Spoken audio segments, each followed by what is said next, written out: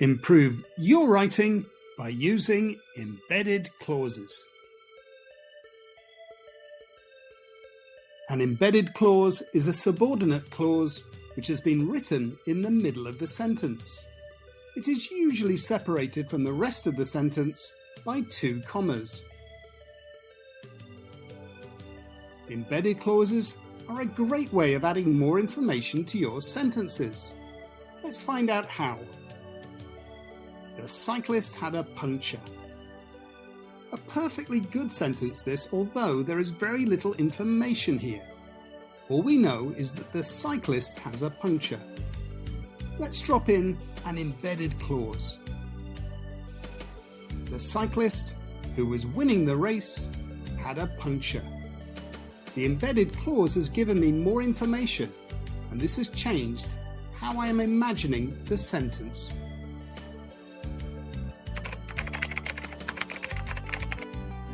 There's not much description in that sentence. Why not give the reader a little more information by adding an embedded clause?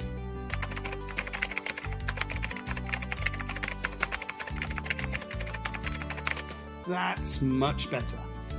The extra information you have given by dropping in an embedded clause has given the reader a clearer idea of what's happening.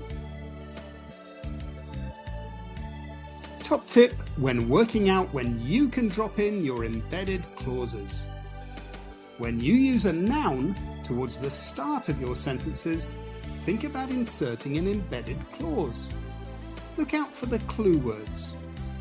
If you have started a sentence with the, or with any of the possessive pronouns, my, his, her, its, our, your, and their, then you've got an opportunity to use an embedded clause.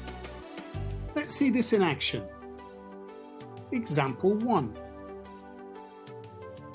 The bike was tucked behind the door.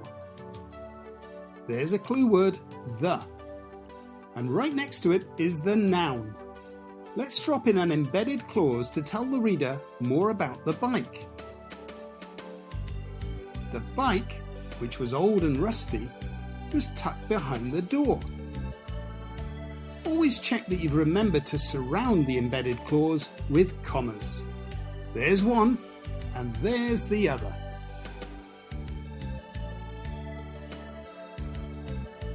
Example 2. My brother lost his passport. We've started the sentence with a possessive pronoun, my, and right next to it is the noun. Let's drop in an embedded clause after the word brother. My brother, who is leaving for Europe, lost his passport. Let's check we have included a pair of commas. There's one, and there's the other. Example 3. Their car stopped on the side of the road. There is a possessive pronoun, a clue word that a noun is coming next. There's the noun. Time to drop in an embedded clause. Their car, with smoke billowing out of its engine, stopped on the side of the road. Have we used a comma before and after the embedded clause? Yes and yes. We don't just use embedded clauses when story writing. They are also very useful when writing information reports. Tigers can grow to over 3 meters long.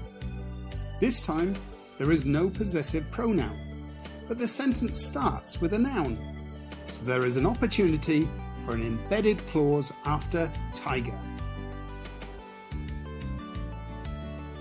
Tigers, the largest cat species in the world, can grow to over 3 meters long. Have we put in the commas? Yes and yes. So there you go. I challenge you to begin dropping embedded clauses into your sentences.